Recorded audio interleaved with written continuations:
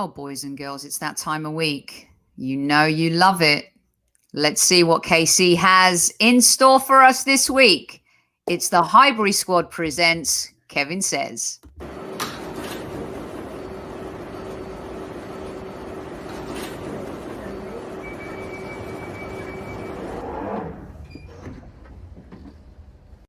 Welcome back, everybody, and welcome to the show once again. Super Kevin Campbell. Big week, big time. You were at Southampton. Before we do that, KC, I would like to just give a quick shout out, okay? Because I know you will appreciate this. My cousin Nicholas Harpers, he's a goalkeeper for Campbelltown City Soccer in Australia. They just won their third championship in a row, KC. They three-peated, just like Michael Jordan, in the MPLSA League in Australia. A huge accomplishment for them during COVID. Winning one's hard enough, as you know, KC, but winning three in a row is massive.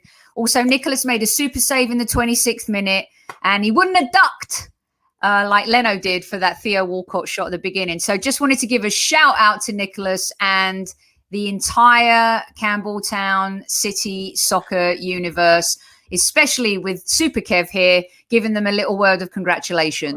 Listen, congratulations on the triple, the three-peat. I love the name of the team. I've got to say that, Campbelltown. I must say that. You'd like that. I do like that. And listen, Nicholas is great goalkeeper, KC. And hey, Nicholas, top class.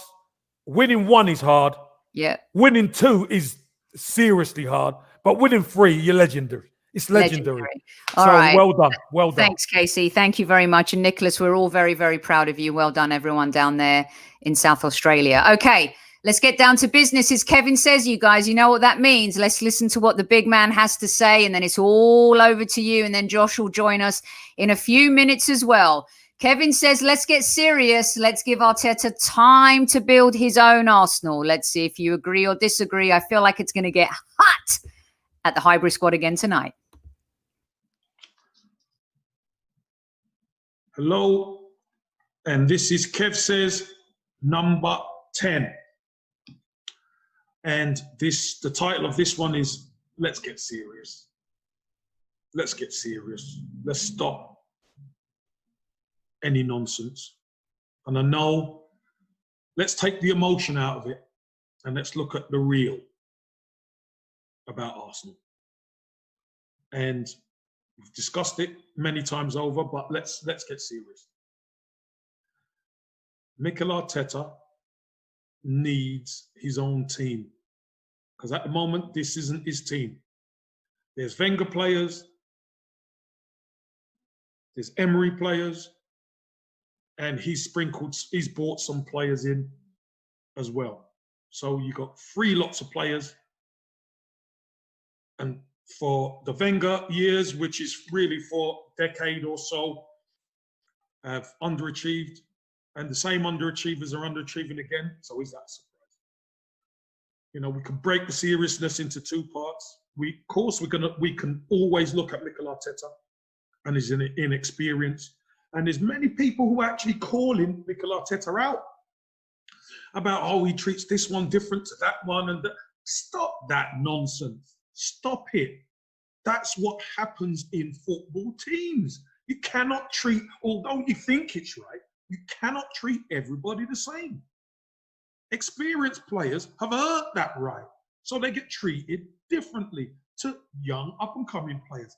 That's just the way life is. If you don't like it, obviously you know nothing about football and you know nothing about hierarchy or in any business. Somebody who's done the business, has got the experience, is treated differently than the young lad who's just come in. That's just the way life is.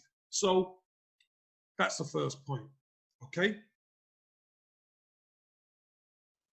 All right, here's the second point, you guys. Hang tight. Point 2 of Let's Get Serious. We've known for years that there's Deadwood. We have known that once the pressure's on, these players do crazy things. They do crazy things. And I don't even need to name names. But you can always tell when the players are not fully committed, that they start doing things to make them think that they're committed, but it doesn't fool the fan base. Well, it don't fool me anyway. It don't fool me. Where is the leader? Look, and I'm not calling out no names, I'm just saying there are certain players, experienced players, who should be shouldering and coming out and speaking. But I don't see any of that. I don't see anything. And this is where the culture at the football club, and so that comes from the top down, by the way. That comes from the top down. Leaves a lot to be desired, a hell of a lot to be desired. So the Burnley result, is it a surprise? No, it's not a surprise. We hope for a win, of course we do. But they ain't got it. They ain't got it. And unless they're going to roll their sleeves up and get tough and fight, I'm telling you now, difficult times. You can change managers all you want, but whenever we hit bumps in the road, are the fans going to want the new manager when they hit bumps in the road to change things? We haven't got the biggest transfer kitty. Let Arteta do his job there. Let him do his job. Let him build something. Because you're only going to build something going through some tough times. We haven't got the money of a Chelsea or a Man City where you can just acquire top players all the time. We haven't got that. So it's going to have to be built. And whether we like it or not, the fan base, you're going to have to suck it up because this is the way things are. You rest on our laurels for the last 10 years or more, and the culture's changed. We lapped it up. We got told down the river and sold down the river, leaving Highbury for the Emirates. And that's it. So now we've got to suck it up. We've got to feel the pain and we've got to move on. So that's it, guys. We're going to have the discussion about all of this. All right? There you go. Kev says,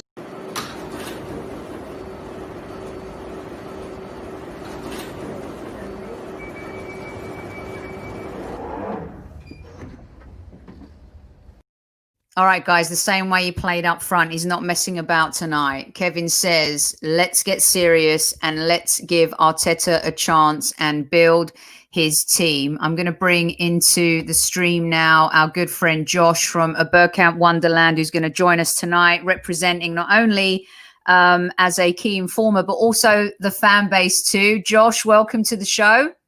Thanks. I didn't realise with my name tag underneath, half my face would be cut off. So I need to.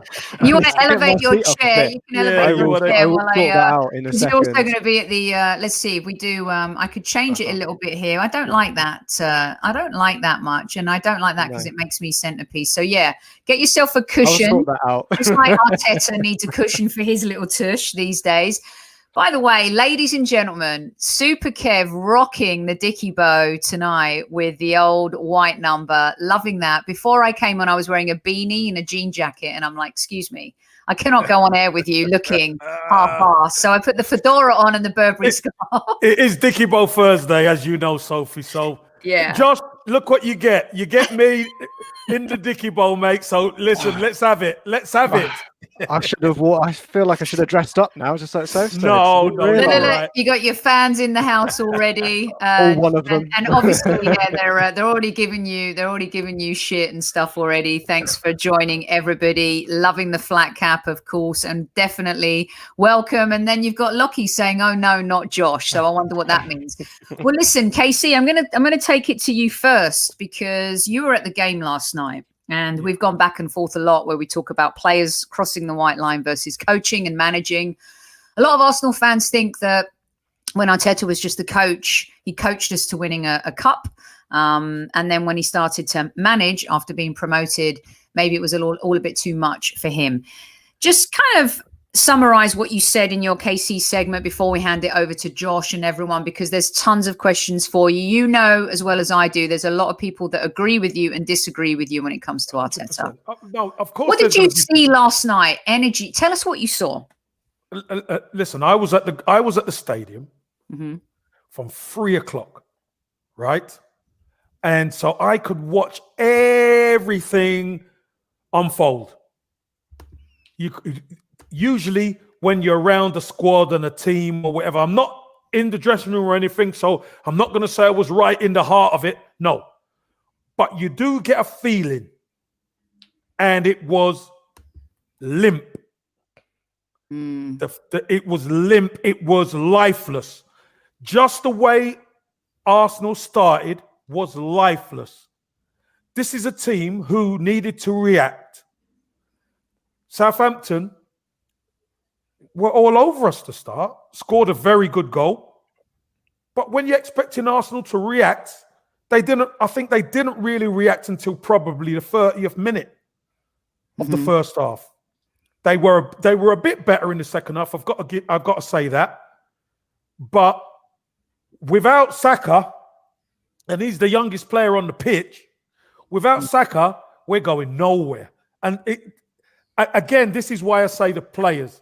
Even Leno's come out and said, that was interesting, wasn't it? It's got nothing to do with the manager. The manager prepares us. We know as players, which I've said time and time on here, the players know their jobs, but they're not doing their jobs. There's people out of position when they shouldn't be. You can do it 20 times in training, Sophie, Josh. You know, people could do it 20 times in training. But when you're supposed to do it where it really matters, people are out of position. And this is the problem that is in that dressing room at Arsenal. Is it weak mentally? Is it haven't got the balls to play for our great club? Because you know what? That's what I really believe now after watching that yesterday. A lot of them do not know what it takes to play for Arsenal. So when the pressure's on, that's when you're supposed to rise up, not whimper. But we're not seeing it at the minute.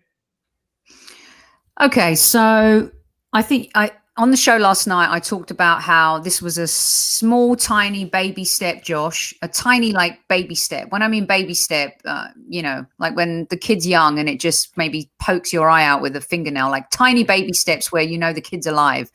It felt like that was where we were at. And the first half felt rancid. The second half, which is something I thought was interesting to both of you, is that I felt for the first time Arteta maybe affected the players because they came out and they played completely differently with a little renewed energy. They had a sense of purpose and a little bit more fight, which was very different to the first half. Josh, how do you summarize the kind of, start of what Kevin said and what he saw based on, being at the game and he was doing pitchside stuff for Amazon last night. And there's a lot of interesting things that he picked up that he's going to tell us along the way here on the show as well.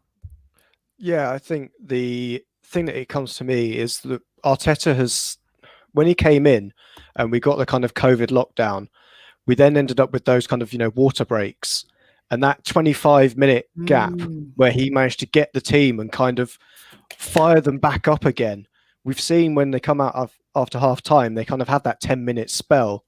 And we don't get that as often as we used to have because of that, time he used to have with the players that, they forget what they're meant to be doing. And as Casey said, it's this problem with, we've got 5 to maybe 7 players that know in the squad they don't have a future at Arsenal come the summer. And we've seen what the market's like, especially around free agents. There's players like Jack Wilshere who can't find a club because people aren't willing to spend the kind of money that he'd want on them. Is the likes of, Mesut Ozil, Socrates, Mustafi, David Luiz. Are they going to find a club in the summer? Kolasinac. Their only option is to rock the boat, try and hope that a new man comes in who thinks, oh, David Luiz, he's a great servant. He's an experienced player. I'll give him another 1-year deal. That's the only option they've got. And otherwise, they're just kind of sitting there going, they're just like massive fun sponges in the dressing room. That's what I can only imagine. You've got these players that are just they're just not bothered. I don't know, Kev, because one of the things Arteta said after the game was how the players on the sideline were supporting the team. Did you see that? And were they vocal from the bench? Yeah, the bench was very vocal, but they're trying everything. And once you know that's the case, when they're trying everything, that tells you something isn't right with them players. I'm telling you that now. Because, I keep saying this, and I'm like a broken record. But once the manager prepares that team, it shouldn't need a water break to fire them up. That's no. It shouldn't be. Because if there was no water break, then what happens? The problem is, if we'd have lost last night, that would have been 5 losses at home. The first time we'd have had 5 losses in a row at home. In our history. Yeah. In our history. So fair enough that the team didn't lose the game. But you know what? It could have been all over in the first half because we were so poor. We were so poor. Guys, a lot of the guys in chat are also mentioning this, and I've had a few DMs about this, and I agree with Archie. These clicks have to go, and there's been a lot of rumors about what's been happening, and I've really criticized Arteta for his man management, but we've seen these clicks, and we know they exist from what Emery inherited from Wenger, and that's the Ozil, Mustafi, Kolasinac click. Obviously, you've got the younger players who are just trying to break through, but their click is like a healthy click wanting to play for Arsenal and just break through. And until, you get rid of the disease, right? And right now there's no cure for it because these players are institutionalized. They are who they are. They don't care. They're earning 6 figures a week. And unfortunately, this is what we've inherited. But at the same time, it's down to the manager to pick the right players. And here's where I want to start with you, Casey. Sophie, energy-wise, hold on. We never inherited none of them. We bought these players. No, I'm saying Emery and Arteta inherited them. Yeah. But my point I want to make is, and it goes back to the decade of recruitment. Mm-hmm. We bought these players who don't have the right attitude for our football club. Yeah, we could have bought Kante, and instead we bought Xhaka. I mean, that's where we're at. That sums it up. That completely sums it up, right? So I guess where I want to kind of start with you, and then we'll go to Josh, and then there's a ton of questions for you, and even on the YouTube channel too, is I felt, Josh and KC, that I was so grateful, and I don't want any of my players to ever be sent off, but I was so grateful that he was forced into making a decision because of Xhaka and Bellerin suspensions. And that worked. I don't care if Maitland-Niles made a couple of mistakes last night. I don't care if if the midfield kind of had some. The point is that we were faster, we were more mobile, we had more energy, we had more protection on the right side. And I'm not into Pepe, as you know, but Maitland-Niles and Pepe play better together on the right than Willian and Bellerin play. And then dropping Lacazette and infusing Saka in the role that he did. And Eddie, I still have question marks against, but being forced to make these changes, I actually think made the team look a little bit better. And by a little bit better, I mean, we're not great, but we were a little bit better. KC, you were there. Wasn't there a little bit more energy about them, especially in the second half? And do you agree that these forced changes help the team? And maybe will force Arteta to think and drop his ego and eat that humble pie a little bit and say, you know what? Maybe I do need to start taking risks here. Maybe I can't play Willian and Xhaka and Bellerin week in, week out. Well, with the Maitland-Niles situation, we've all been baffled, to be honest. We've all been baffled why he hasn't had a game when Bellerin hasn't been playing really well or anything. So, whether it was right back or midfield, I think Maitland-Niles will do a job. I think he's a very, very good player, and he's probably deserves his chance. He deserves a chance. I thought he played pretty well last night, Maitland-Niles, actually, in that right back slot. Look, the midfield. Yeah, again, they didn't start off great, let's be honest. But second half, it picked up. And one thing you can say is they didn't lose.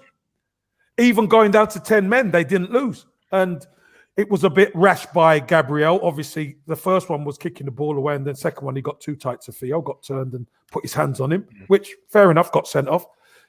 But the boy stepped up. I mean, Saka was sensational. I thought when he went to left back, I thought he was sensational. You know, the kid's got so much talent, and he can play multiple positions. You know, we're blessed to have him, because without him, that would have been another defeat. So yeah, you're right, Sophie. It did make us look a little bit freer. I agree with that. But there's such a long way to go. Okay, so Josh, you know, Saka is a once-in-a-generation player, and I want to get to him in just a little bit here. And Josh, before we turn it over to the chat and stuff, you and I went back and forth about Bellerin, and I wanted you to explain a little bit to KC about what you see in terms of Bellerin in the 3 and Bellerin being more effective with his passing or crossing than Tierney. Can you please explain this to everybody? Yeah, I think I want to start it by saying this isn't slandering of Kieran Tierney as well, because, you know, they're on the opposite flanks to each other. This is just a perception that I've seen, that Kieran Tierney gets a lot of praise for the stuff he's done and Bellerin doesn't, when actually they're very even in terms of their kind of output and defense. It just, one thing that I do find really interesting with Bellerin is how he's basically playing in midfield for Arteta at the moment. That he's kind of he's not out of position in terms of where I think Arteta wants him to play, but from a right back point of view, he's out of position. He's not playing right back when we attack. He kind of sits next to, against Burnley, it was against Xhaka, and El Neni was in the middle, and then Bellerin was to the right. Unfortunately, I had to rewatch the Burnley game like 3 or 4 times to get the screenshots I needed to really find Bellerin's positions in there, and it's not an interesting game, I'll tell you that, even on the first time of watching.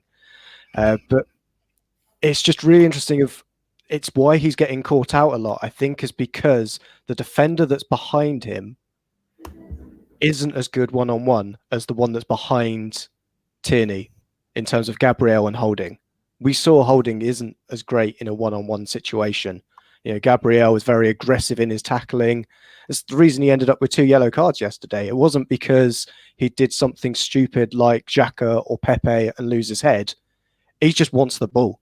And that was the right kind. I know there's no right kind of red card to receive, but at least you could see what Gabriel was trying to do. He was trying to be aggressive in the tackle. And on Bellerin, he's more effective at crossing than Tierney is. Tierney puts in good balls, but they don't necessarily go to the man. Our only decent header from Aubameyang was from a Bellerin cross in a position where you'd say that's where a number 8 would be, like an Aaron Ramsey. That's the kind of cross he used to put in for us. And I think having a look at what Arteta's trying to do, and I wouldn't say it's a carbon copy of the Man City system, but it is where Kyle Walker kind of sits. Now, obviously, Kyle Walker's got some superb recovery pace, and if they are in trouble on the counter, you normally see him getting back. I don't think Bellerin is as quick, doesn't cover the ground as well. But in terms of kind of statistically, he's not as bad as I think everybody's kind of making out, because I think it's the errors are actually coming from Rob Holding behind him. And what Arteta's asking him to do is basically he's fulfilling that system. And when Arteta says, "Oh, I haven't got the players to play the system I want," that's where I'm thinking Bellerin might not be the problem here. Interesting with Maitland-Niles was playing wing back for us, and we played with 3 in defence, and that's why I think we look more secure, because Gabriel was then free to be that kind of destructive midfielder that we really don't have. And the ground he was covering yesterday was just, it was great. He was getting tight to Adams. He was getting tight to Ings. I didn't see Ings all game, really. He was just completely nullified. And if you said on his form last season, he was probably the best English striker in the league. Yeah. Danny Ings, we didn't see anything from him last night. It shows how secure we are at that 3 at the back. And that's where I think Arteta's kind of rolled back on some of his principles.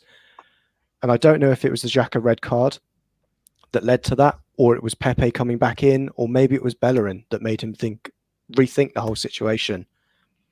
And so I wonder It might have been Southampton, Josh. KC, KC, what do you, and I also agree with this because I think he doesn't instill confidence anymore. KC, what do you think about that? Because Josh had me really thinking, and I've been really harsh on Bellerin. Amanda and I have been especially hard on Bellerin. You know, we've all gone back and forth and said, oh, coming back from the injury needs time. There's been so much time now. And a little bit like Pepe, you know, like last year when we looked at Pepe's stats, they're a lot better than how he looks aesthetically in a game when you see him on the pitch, because stats actually show that he's done a lot more than maybe what you think, because he's not always easy on the eye, dribbles too much, doesn't pass when he should, holds on to the ball too long, tries to do too much because he's trying to force things. Tierney, on the other hand, has become this superhero. Everyone loves him. He's getting away with it. I said on the show last night, to me, he seems like a player that's regressed a little bit, Casey, because sometimes as good as you are, when you're among other bad players, as good as great players will make you look good in a team, bad players can make you look worse than what your talent is. What do you think about what Josh is saying regarding Bellerin? Do you think he has a point? Maybe he has a point, but not what I see. That's the truth, not what I see. I see Hector Bellerin as one of the more experienced players now. And I don't think he's playing well at all. And so if he's not playing well, what does he offer? You see, what does he offer? Because I remember watching Jack Grealish bounce him all over the place at the Emirates when we needed someone to put a challenge in on him. I want Bellerin fouling him, not him bouncing Bellerin. So you understand what I mean? So, yeah, he's being asked to do some things as an inverted fullback. But if the manager asks you to do it, and you're a professional, you should be able to do it. Yeah, that's just the bottom line. I So wonder if he can't do it, sorry, Josh, if he can't do it, then I'm sure Mikel Arteta could be looking for someone who can. Yeah, and that's what the point I was going to make is that Arteta seems to be persisting with a lot of things that the current squad don't have the ability to do, especially over 90 minutes. You know, they can do it for 10 minutes at the beginning of the second half. We looked superb at that point, but where was the rest of the 80 minutes? True. And I think that's what Kevin says a lot, is that when he criticizes the players, what he means is that you can't be good one week, you can't win the FA Cup, and then just have 10 shit games in a row. You know, and I think one of the things we can all agree on is we've been mentally weak for years. I mean, that mental strength that Arsenal Football Club was built on, that DNA, that culture, that is long gone. And I think we all believed that it was coming back when we won the FA Cup. You know, Arteta in his first season, Josh and Casey, 6-7 months in, he wins the FA Cup, he beats City, beats Chelsea, you know, takes us on this run, beats Liverpool twice. And we all get really super excited. But the Premier League is different, Casey. Sophie, do you know what us as fans saw?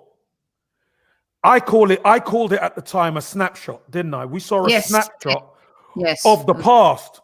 We saw a snapshot of Arsenal being tough, Arsenal being dogged, Arsenal defending properly and catching teams on the break and winning the game, and we're happy.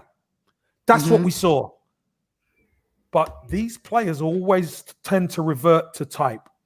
Yeah. Because they're not consistent. They are not dogged. If things ain't going their way, you never see them roll their sleeves up and get stuck in. You never see them do that. What happens is they capitulate. All right, so let me ask you both this. This was from Anish Thomas on our YouTube channel. And this was a message for Kevin when he was at the Emirates last night. Kevin, please don't let Huizenhout leave after the match. Sign him up and let Arteta go with the Saints to Southampton. A little tongue-in-cheek, though, but this has come in a lot from a few people, Casey, is how can Huizenhout take a 9-0 defeat, be close to relegation to the Championship, and then drive this Southampton team with, on paper, some would say, less talent than Arsenal, and have them playing the way they are today? That's the mental block some Arsenal fans have, is how come he's been able to do that with the same players and Arteta hasn't been able to do the same? No. Arteta has been able to get a tune out of some of these players and win a trophy. But again, I'm going to keep going over and saying the same thing. I'm like a broken record, people. The players are not good enough. They're weak mentally. But were those Southampton players good enough? They weren't good enough last season. Hold on. I'm going to get to the Southampton players. If the game were played on paper, Sophie, we would win most of our games. Yes. Okay? Southampton as a squad are nowhere near as good as us. So why are they where they are, us where we are? Because they are hungry. They're willing to work. They're willing to roll their sleeves up. They fight. Everything we're not, they are. Southampton are coming to the Emirates. I was just about to say hybrid, and they're coming to the Emirates and fancy themselves against us, the Arsenal. It's a disgrace, Sophie. This is a joke. I'm telling you, it's a joke. And it goes back 10 years where we got told down the river, yet sold down the river. Because if you look at the recruitment, all this way, Arteta's the only manager out of the last 4 who's tried to fix the defense and midfield. Only one. Everybody else hasn't. Go on, Josh, because with that said, I would say the same thing about Dean Smith, although I know Aston Villa went and bought players. Watkins has made a huge difference, and we've seen them. Sophie, they're hungry. Sophie, all of these teams. Does the management make them hungry? No. Chomp like lions. I made him freeze in time, Josh. And when they are bought hungry, remember, they're playing at a Southampton or they're playing at Aston Villa, and they're not been cohesive or nothing like that. But once it clicks in their head what they need to do, they're going to give you a tough time. And the better teams have to match them, and then the talent takes over. But in fact, Sophie, we are not matching anybody. They're getting the better of us, and then we're responding. We're reactive. No, we need to be proactive. Josh, do you agree? Do you think at some point the manager also has to be able to change it just a little bit and infuse some type of passion in these players? Well, one thing I'll say on Southampton is they also did a massive clear out of bad eggs. After that game, you never saw Buffon again. Lamina is now at Fulham. Hassan looked at his squad. It was a bloated squad. They had, I think, fortunately, someone wrote an article on this so I can remember the numbers. They had a squad of 33. Now, a club that's not in Europe with a squad size that big, that's bloated. You know, we've got a squad size of more than that, and we're in European competition, and we've got a bloated squad. Hassan went round and said, right, and the Southampton board backed him, just like the board have just backed Arteta as well, and have said, you're not the problem. The people out on the pitch are. There's 11 problems out there, and it's not even that many. It's even more than that. We've just got a squad that's bringing the rest of the players down with it as well. We've seen the quality from someone like a Maitland-Niles and from Saka, but they can't do it as often as we'd like them to because the people around them are not good enough. How could they get rid of their players, Josh and Casey? They're bad players, and we can't get rid of ours. What is that about? Sophie, do you want to know why? Yeah. They're too well paid at our place. Yeah, that's true. They're on 120, 100 grand. I mean, I'm not going for 60. No. I earn 110. I'm staying right here. And this is the problem. The recruitment has been rancid for 10 years. Okay, so here's another one, and this is one from Joseph Alcindor, and he kind of goes back to the Wenger era a little bit, but touching on what Josh said here too, to kind of keep the thread going. They should have financed Wenger. They should have financed Wenger financially instead of firing him for making top 6 on a budget year after year after year. KC, looking back, did he perform miracles? Was he part of the problem? Did our problem really start from that? Because we did our Myths, Moths and Mosquitoes episode. And for me, the problem started from the Wenger era. But hindsight 2020, now some Arsenal fans are looking back and saying, well, hey-ho, he got us into the top 4 for 19, 20 years. The last 10 of those, doing it with players like Shamak and Javinho was quite a miracle. But the league wasn't as strong. The league was not as strong. As soon as the league starts getting stronger, look what happened to Arsenal. All of a sudden, we don't qualify for the Champions League. And what is it, 4 years we don't qualify for the Champions League? That tells you everything. The recruitment, Sophie, of the football club should be to win the league, not qualify for the Champions League, should be to win it. And this is the problem. Okay, I'm going to read this one out to you, Josh, as well. This is from Mike Healy on our YouTube channel. And we actually, believe it or not, have a few Liverpool and Chelsea fans that listen to us. I think that's from us having Mr. Cundy and Stevie Nicol on the show a few times. As a Liverpool fan, 10 years ago, when we were minutes from going into administration, if you'd have told me 10 years later, we would have won another Champions League and finally won the Premier League before Man United, and that Man United would be all over the place, and you Gunners were getting into a relegation fight, I would have thought you were mad. It shows you what a plan, good owners, and a clear transfer strategy can do. And KC and I have talked about this on our show with Amanda as well, in following the Liverpool model or talking about Liverpool. I mean, they started building from the front with that front three, but eventually got it right with Alisson and Van Dijk. Josh, Mike brings up a great point, one we don't have. Yeah, and it's not something that's going to change overnight as well. We're going to need a series of transfer windows. I think there's people calling for Edu to be sacked. We can only prove himself twice a year during transfer windows, and he's had 3 of those.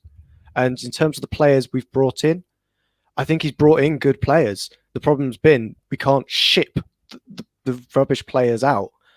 And that's where I think we need to start seeing things from him in terms of doing that. But it is a process. Arteta got a 3-year contract. He didn't get an 18 months deal. We're looking towards the future. We're building around that. And whilst it's going to be frustrating and we won't get the results at the moment, like the person said with the question, they had a forward line back then of someone like Voronin up front. It's not always, they didn't have the greatest players. We're just going to have to clear them out and rebuild. And we've just got to have some patience about it, which I know is a difficult thing. There's one difference, Josh. There's one difference with when Jurgen Klopp went to Liverpool. They had saleable assets. Yes. We haven't. Nobody wants our players. No. And this is why I go back about and the this KC from Danny. Look, 108, he wouldn't get 30 anywhere. Lucky if he'd get 30. It's true. Look, he got 180 because he came on a free. So yes. So I understand that because it makes him more negotiable for a better deal. I get that because there's no transfer fee. But the key to it is, if we're going to be buying some of these players, if we need to shift them on, they should be saleable. But they're not. 1, they're not saleable, and 2, they don't want to go because they've got it cushy. That tells you everything about the culture. Okay, so here's one for both of you, because this is sometimes where the rubber meets the road for me and KC, because I think it's 6 1, half a dozen in the other. It's a little bit of the manager, it's a little bit of the players. But this is from Cliff Porter. Thank you, Cliff, and everyone else for sending in your questions. KC, Kev, he says, I love you, mate, like we all do. But it ain't just the players. It's Arteta's decision-making. You say once you cross the white line, which is true, but if you have the option to put better players and you don't, time and time and time again, the gaffer is to blame, mate. Cliff Porter calling you mate and also calling you out just a little bit there, KC. What do you say to Cliff? Well, Cliff, it's better players is debatable, aren't they? Better players is debatable because whoever is changed, whoever's played, they haven't exactly done it, have they, Cliff? Let's be brutally honest, mate. So I understand different players can play in different positions and he doesn't play the ones that the so-called fan base would play. But those same players have played this season and have done nothing. So I don't want to hear, it's Arteta not doing this. The ones who, when they get the chance, you have to take it. And they haven't taken it. So it is just what it is. Okay, so the real captain brings up a good point, guys, because Bellerin wanted PSG supposedly. That could be agent talk. Kolasinac was wanted in Germany. Mustafi was supposedly wanted by maybe Roma or Napoli. And obviously none of them went because they weren't going to be making the same money. We know at the end of the day with some of these players, money talks and bullshit walks. So it's a kind of catch-22 situation, isn't it, Josh? Is that we're left with all the deadwood. It's going to take a while to clear it out. But I think it comes back to the point that Cliff made. And then here, Akram, I'm going to read this to you real quick. KC, I will still like Arteta to carry on, but also feel he needs to give a chance to some of the younger players. I know he's giving them a little bit more. Let's give some rest to Oba. He needs a rest. Lastly, I do feel like Xhaka, Mustafi, Holding, Bellerin need to go. A few more players as well need to go. We need some strong, fast and creative midfielders. I think we all agree on that. So I think going back to it, Josh, is Arteta now surely, having seen a little bit of the progress in this game, will he revert back to Xhaka and Bellerin when they come in? Will he move Arsenal forward? Because part of this too is him taking on the responsibility and saying, you know what, this is my job on the line too. I'm not going to play the deadwood.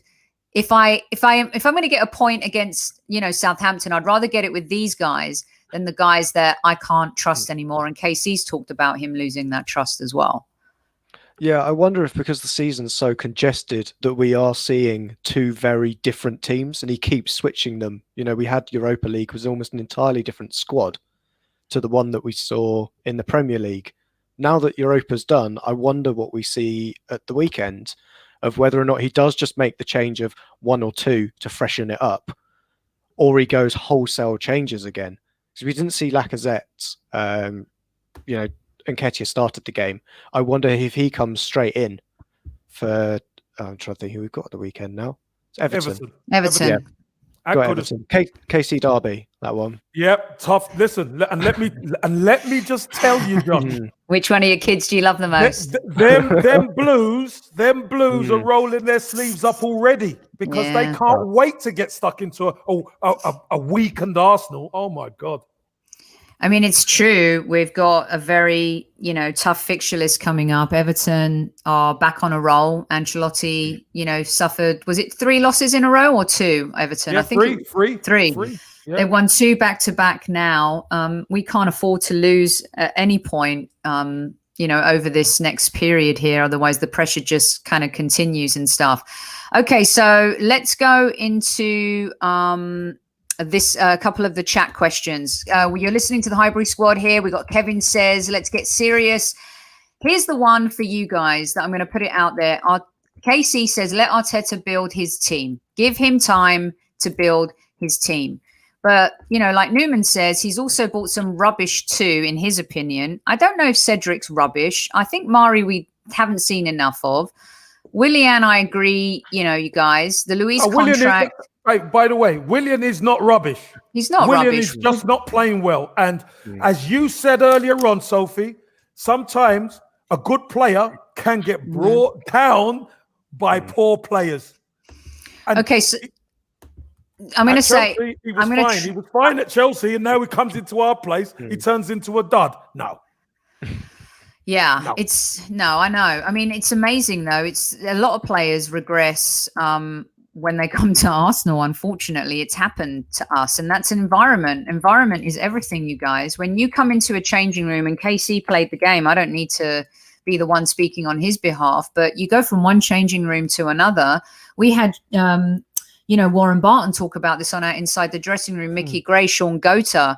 It's very different when you go from one club to the other. I mean, even when I was covering Zlatan here, the dude went from dressing rooms, Inter Milan, AC Milan, Manchester United, and he comes to LA Galaxy. It's different. He's playing with guys, who are earning 60 grand a year and are barely starting their careers. And here he is. So it's a huge difference. So let me ask you guys this question, because it's a generic one in the group, and I'm going to try and summarize it for you.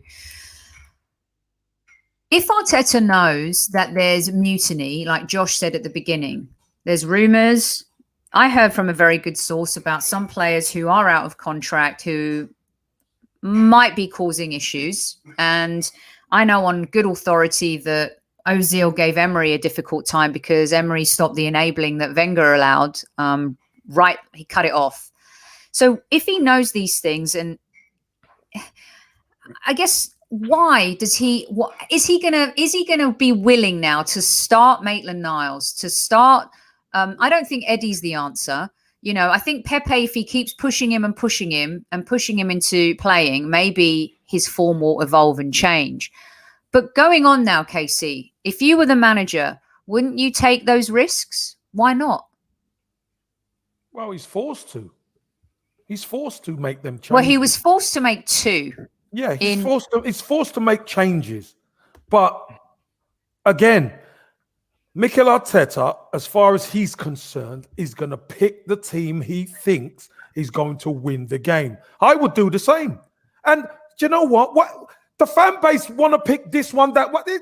It doesn't matter what the fan base thinks. So where do we go from here, Casey? As a manager, I would pick the team that I want to pick, not what the fans say. Because remember, the fans are on the outside. He's on the inside. He's training them. Why would he pick somebody who probably can't do what he wants? That doesn't make sense. All right. So, Josh, what about this guy? If he's fit, don't you start playing him right away? What do you do, Josh? What does your 11 look like against Everton? Well, I don't think it includes Martinelli because I don't think he's fit yet. The guy's been out since, about 6 months? He's been out injured. Maybe a bit longer, maybe 6 or 7, You don't throw him straight back in. And, he hasn't had that much time under Arteta, generally, kind of learning from him. So, Casey, you want to come in on that? No. I've got to mute myself. Oh, it's his. Right. Okay, so Casey's been. I'm going to let you guys know. So Casey's taking a very important phone call, and you guys will all agree with this. Tyrese got injured, as you all know, playing for Stoke, and today he had his surgery, and he's been waiting to speak to him. So let's all give a big muscle in chat so Tyrese can get well soon and get back on the pitch. Send good vibes to Super Kev and Tyrese and the family. He's been having such a great season. He was player of the month last month, and this injury looks like he's out for probably the rest of the season. We'll see. So he's just having a wee chat with him now. So big fists and muscle for Tyrese and the big man. Right, Josh, back to you. Where was I? I've kind of lost my train of thought as well. Well, I was talking to you about Martinelli. I was talking to you about Martinelli, because I mean, he's very special. But you're right, we shouldn't rush him back, and he's probably not ready. But what do you do? I mean, what do you do? I mean, why not play Maitland-Niles? Why not keep playing Pepe's? But right now, he's a better option than Willian. Yeah, I would continue with what won, basically. Keep a winning team. Don't break it up unless you need to for the reasons, suspension. Obviously, we're going to have to bring in another defender. For me, I'd be bringing in probably Pablo Mari over David Luiz, but it's the manager's decision as well for who can bring in. There's players I like, but as Kev's just said, I don't see him every day. Mm-hmm. I might want Callum Chambers to start over Rob Holding, but there's a reason why he's starting over, Rob Holding is starting these games. Mm-hmm. The same for kind of Balogun and Smith Rowe. I hope now that the Premier League have agreed to expanding the size of the subs bench, that those options will at least be there. Whether or not Balogun would play, as a example, at least seeing him on the bench would kind of give us an idea of, okay, if we do need an option, he's there and we can bring him in as one of our 3 and bring him on. But I think there's so much pressure being put onto them at the moment. And you could see from Aubameyang's post-match interview for Amazon. Oh, how nice was it that he came out and did one, Josh? I mean, where's he been the last 10 days? And he comes out and does an interview. What a fraud. I took a photo of it because I wasn't sure what I was seeing with him coming out on there. But so, KC, I just let everyone know that you took a very important call, a call that's much more important than this, and everyone sends love and was giving fist pumps and. Fantastic! Yeah. Thanks, everybody. Yeah. He's out of the operation. Yeah, he's out of the operation. Just heard that it was a success. Okay, good. So fingers crossed. You know, the healing process is pretty quick. He's young anyway, and he's 20 years old. It should be quick. And wow, he's Dad Super Kevin. Dad Super Kevin Campbell. Yeah, with a bit of luck, you know, he rehabs right and comes back, and there's no more problems. Epic. All right, good stuff, and good luck, Tyrese. Thanks, and we're all Josh, sending thanks, you. Josh and Sophie for carrying the Kev Says without. Yeah. We did. Okay, we've got 10 minutes left here with KC because we promised him he's got to go. He's got a lot going on, as you can imagine. And Josh, thank you so much for joining us too. So we're going to fire through these ones. So think quick fire round. I've got an extra 15. Okay, you got an extra 15. Okay, good. Okay, we love that. So we were just talking about Martinelli. We've talked about Balogun a lot on this show. Saka. I wanted to talk about Saka real quick because KC, and I also want you to let everyone know if it's okay with you when you kind of stumbled across Theo at the stadium as well. Yeah. And give us a few insights into some more stuff that you saw and heard at the game last night. And then I really want to talk to you guys about Saka for a couple of minutes. What did Theo say to you? Well, after the game on Amazon, I'm sure some of the fan base would have watched it. And we had an interview with Theo. And we were speaking to Theo off camera. And Theo was just saying that, you know, the squad at Southampton are together. And, you know, I asked him, I said, you know, you look like you're enjoying your football. Are you? And he said, 100%. He says, the manager asked me to do stuff that I know I can do. Hence, the goal he scored. We all knew Theo could play on the shoulder. And once you put it in behind, you know, we're in trouble. And he scored that way. But he doesn't, he says, you know, we hunt in packs and, you know, they train the way they play, okay? They train the way they play. Mm-hmm. And that's what Mikel Arteta tries to do. He tries to train the way they play. But again, I keep going back to it, Sophie. Once they clear that white line, it seems to fall apart. And that's what even Leno said. And Leno wasn't happy. I could hear him multiple times last night. Was he being really vocal last night, Casey? More than ever. He was being really vocal, and you know, probably because he has to be a lot more vocal to try and put people into the right spots because they've been all over the place, Sophie. Mm-hmm. But the one thing I want to say is this, and this is about the culture and the mindset of a team coming to the Emirates. Theo turned around and said, "We know Arsenal are struggling, but we are playing better than them. And we came here with the mindset of getting the 3 points because we know the pressure that they're under." So when they took the lead, Southampton thought, we've got the lead, we're going to go on and get the second one. Obviously, Arsenal came back, scored a very, very good goal, by the way. And then obviously Gabriel got sent off. And as far as they're concerned, that spoiled the game for them because they fancied their chances more with Arsenal with 11. Mm-hmm. Because with 10, Arsenal were just going to bank up and make life difficult like they did. They probably had one chance with Redmond hit the bar. But they were so disappointed to not win the game. And that's Southampton. 9-0. This time last year, 12 months ago, they were getting beat 9-0. So credit has to go to the backroom staff, the manager, the hierarchy. They've recruited correctly. They've got the right players in. They've got the right culture and the right attitude. And look at them. Look what they're doing. So if our players had the right attitude and right culture, we could do the same. I know we can. And that's what Arteta is trying to do.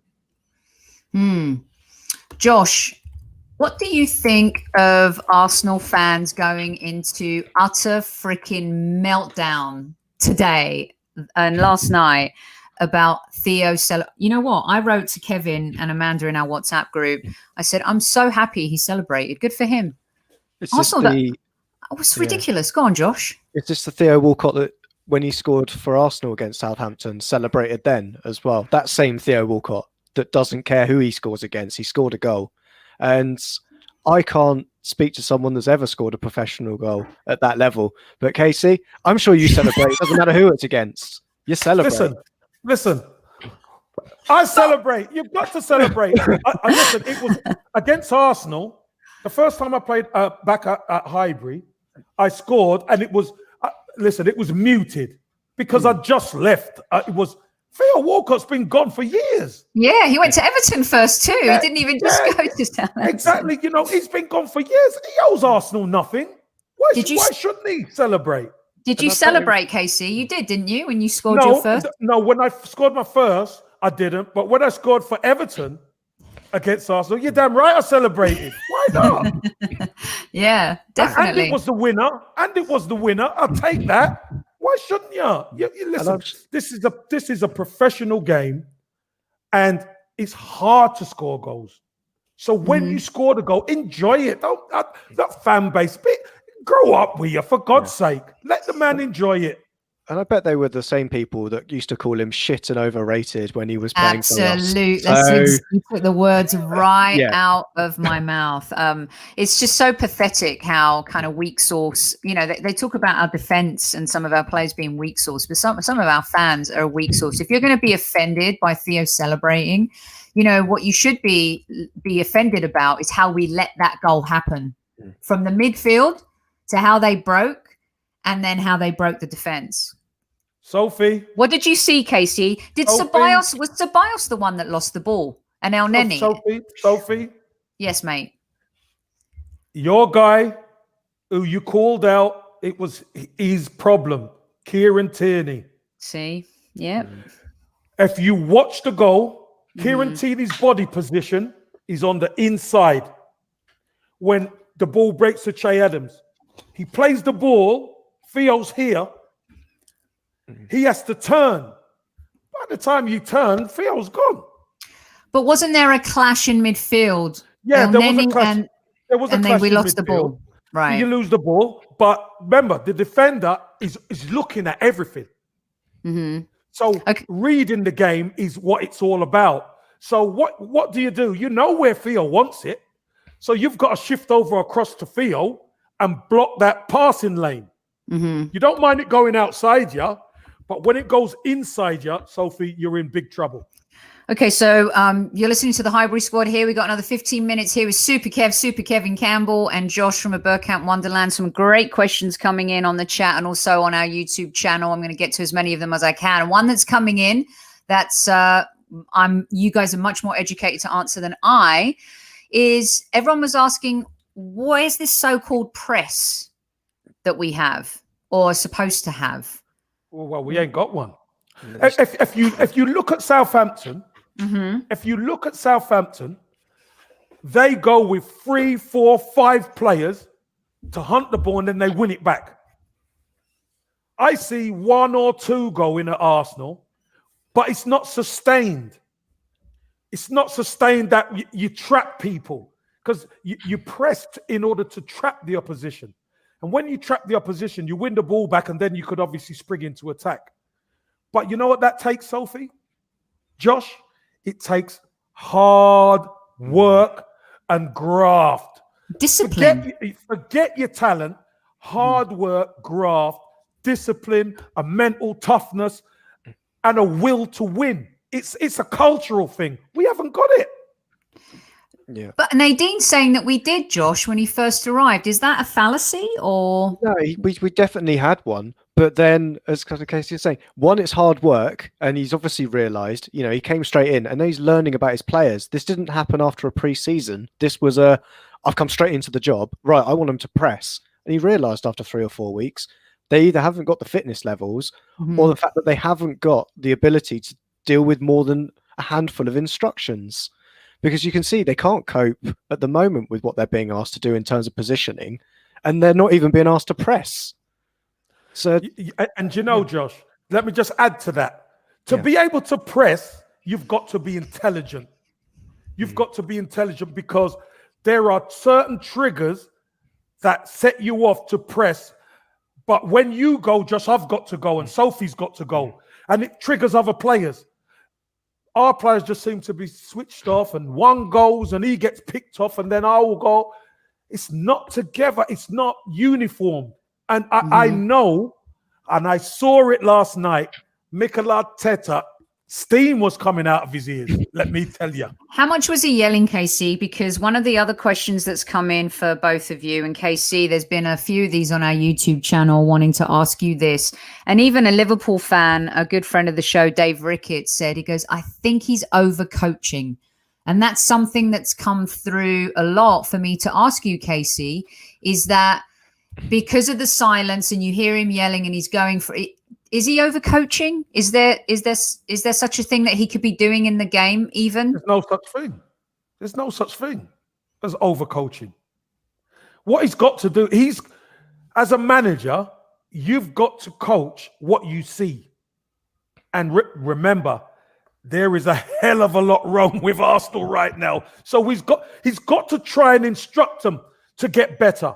Mm-hmm. When things are going hunky-dory, he doesn't need to say anything. Right. But the problem is there are major problems. We've got major problems at Arsenal. We have. All right. So here's Josh. I'll start with you on this one, especially coming from the point of view as a fan. And I've been avoiding asking KC this question, but I have to because we've been inundated. And it's the topic of Spurs, unfortunately. So Josh, I'm going to start with you. Coming from your tactical perspective, but also from your fan point of view. This is from Stelios Driteos on YouTube. Yasu Stelio Diganis, Elpizo Galana ise. Spurs were in a total mess before Levy took over. And now they have a new training ground, a new stadium, increased revenues and profits, and a top manager.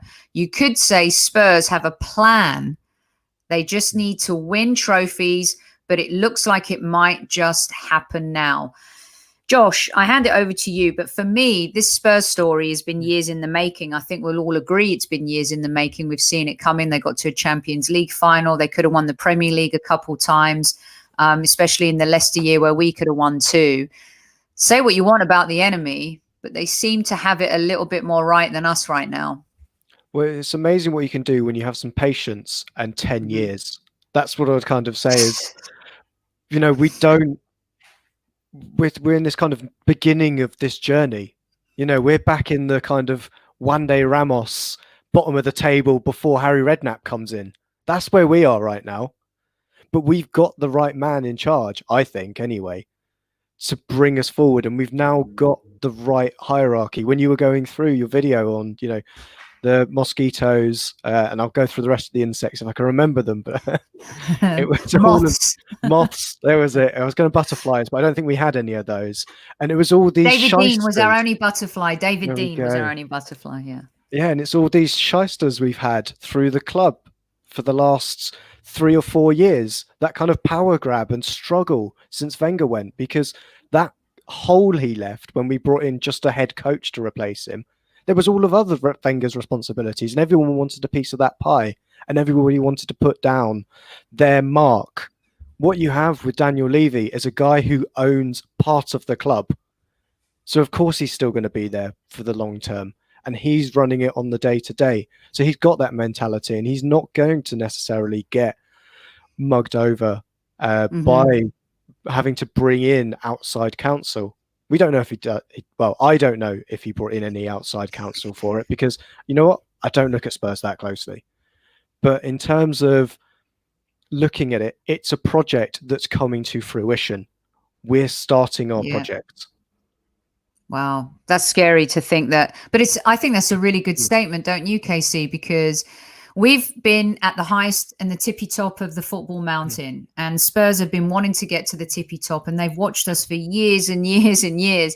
For the first time ever, I said to my cousin, and I have a lot of cousins who are Spurs fans, and I said, F me, this is what it feels like to be you for all these years. We don't like it. We don't like it. We absolutely don't like it. Sophie, here's the funny thing. Here's the funny thing.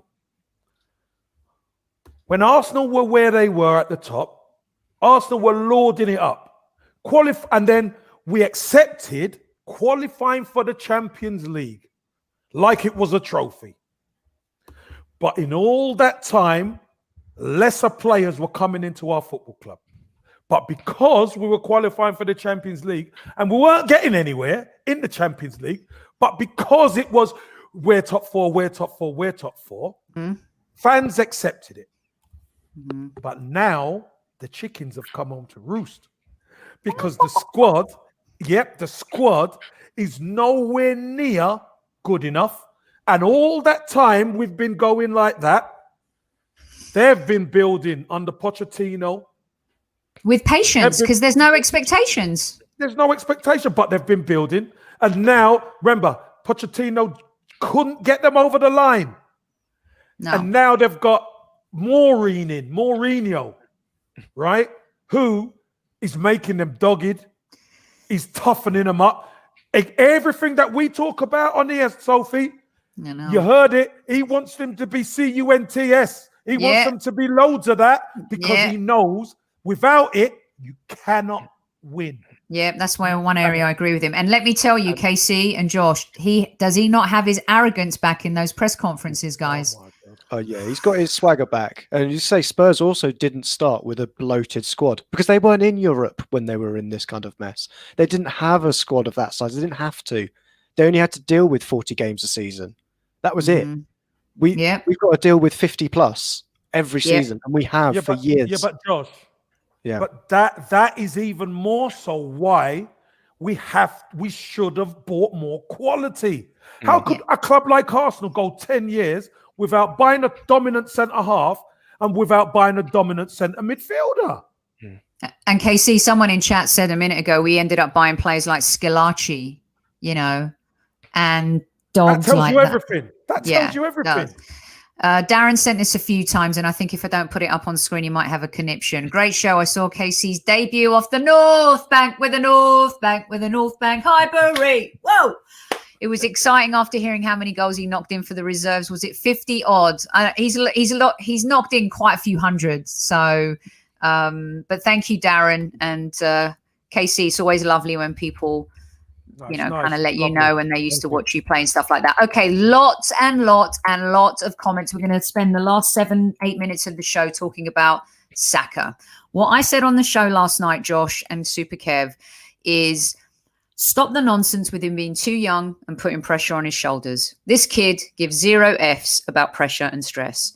His footwork leading up to the Aubameyang goal, I mean, I'm wearing the number 7 shirt. It was just my hairs went up on him because I was like, look at this kid. He plays fearless football. He's got no stress when he plays. He plays happy. He's a leader. I don't care how old he is. And I said to someone on Twitter today, Steven Gerrard was made captain of Liverpool when he was how old? John Terry was made captain of Chelsea when he was how old? KC, you've been there. You've worn the short shirt. Josh, from your fan head too, he's not too young to be the leader of this team. Granted, he has and will have his mentors, KC. But tell me, like, seeing him in the flesh, when I saw him play, I was like, wow. I mean, he's just special, smacks you in the face when you see it on the pitch. Yeah, he is special. He's a special talent, but he's not a captain. I could tell you that much. He's not a captain. No, he's not a captain. But one thing I will say, he puts a lot of those experienced players to shame. Absolute shame. Young lad coming in, playing like that, fearless. And there's other people a lot of money was spent on them. Mm-hmm. Nothing. Absolutely nothing. So, again, it's a fair shout from you, Sophie. It's a fair shout. Okay, but what makes you think he's not... How old was Tony when he was made captain too? He was young. Tony Adams? Yeah, but Tony Adams and Bukayo Saka are two different people. Mm-hmm. One is dominant. And I'm not saying Saka isn't quality, but he's not dominant. You need a dominant player, and that's the captain. That's somebody who you can get behind. I think Bukayo Saka is quite quiet. I think he's a quiet character who is just multi-talented on a football pitch. But I don't think he's what we need. We need some of that. That's what we need, and we respond to that as fans. Mm-hmm. That's Josh, what we need from me. Yeah, I mean, Josh, as a fan, I mean, for me, I don't know. I just feel like sometimes there are captains that are really vocal, okay, and there are captains that are like Tony and they're like John Terry. Steven Gerrard wasn't really a super vocal captain. He expressed his leadership the way he played. Can't Saka be that kind of leader, Josh? Yes, but should he be wearing the armband to be that leader? I'm not going to say don't be a leader, Saka, because we need those in the squad. But for me, he doesn't feel like captain material. I'm not sure our current captain is captain material either. His head drops when things aren't going right. And when you say Steven Gerrard was a quiet captain, did you ever see Steven Gerrard's head drop? He was always fighting. Only even when he slipped against Chelsea. Only when it was unfortunate. That was mean, sorry. But in terms of us on the field, true. He still got up and they tried, and he continued and he tried. And even if it's not the most talented player on the field, they could still be a great captain, a great leader. And that's what I think we need. And there isn't really anybody in the Josh, club. Josh, let me just add this as well. We always say, Arsenal fans always say, we miss a leader like Tony Adams and Patrick Vieira. I don't think Saka's that type. I think Saka's a quality talent who can lead in his own way. But I don't think that steel that we need should be bestowed on this young man. I think it needs. We actually need to buy nasty players. I think we need some nastiness in the team, because you know what? I'm seeing Southampton come to the Emirates and are bossing us about. Who put some tackles in on that Ward-Prowse? I see Ward-Prowse run from the middle of the pitch.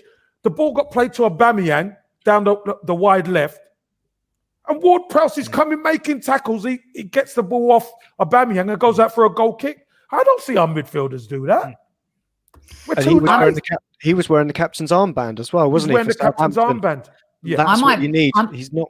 Sorry, Soph. No, I was going to say I might name blocked, saying that he's not Saka's biggest fan. Name blocked. Try another comment. Okay, keep working at that. Sorry, Josh, I didn't mean to interrupt you. That's all right. He's called name block. He'll be for some reason.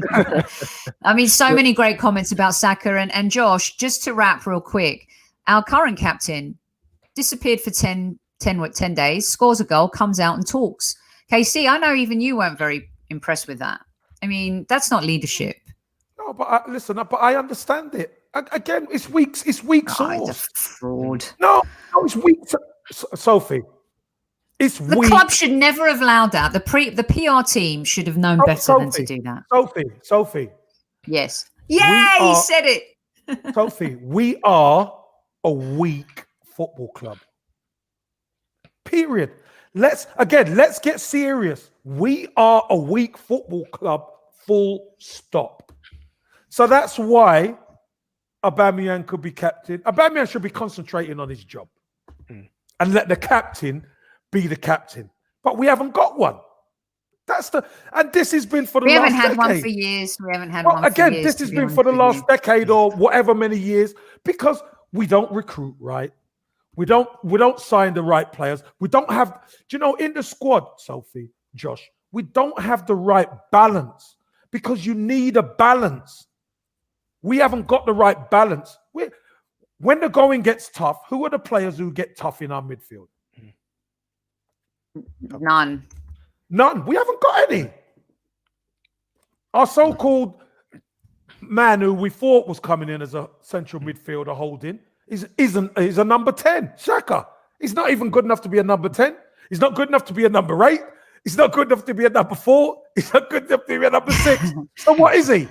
This guy eventually, hopefully, will be the leader, and maybe a potential captain as well. I mean, I think it's going to be. So one of the things, KC, the whole point of this show, and we're gonna be closing the show in just a minute here, and I want KC to have the last word. Josh, we're going to bring you back because we've got a lot more football to talk about throughout the season, and we've got a shit ton of shows to do, and so we'll come back and we'll do some in-depth stuff with you on not only Kevin Says, but also on our regular show too. KC, Josh gets, I was giving player ratings last night. Tonight, Josh gets an easy 9 out of 10 for me. Excellent. Josh has been excellent. And Josh, I could work with you again, definitely.